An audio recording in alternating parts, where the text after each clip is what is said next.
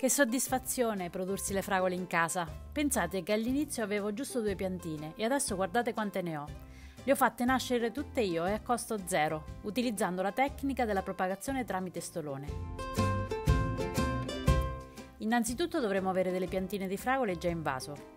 Se avete notato, in questo periodo, all'inizio dell'estate, sono cresciuti in orizzontale dei particolari steli lunghi che si chiamano appunto stoloni, dove iniziano a spuntare delle foglioline.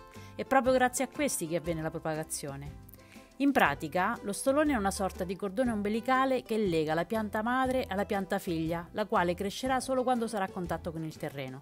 Quindi avviciniamo alla pianta madre un vaso con del buon terriccio ed interriamo delicatamente la parte dello stolone dove stanno nascendo le prime foglie, in corrispondenza di un nodo.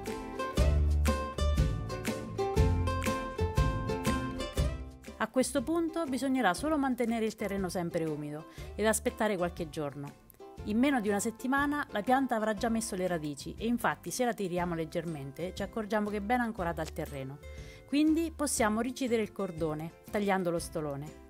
Da queste nuove piante cresceranno nuovi stoloni e via così. Si può proseguire all'infinito e hai voglia a raccogliere fragole.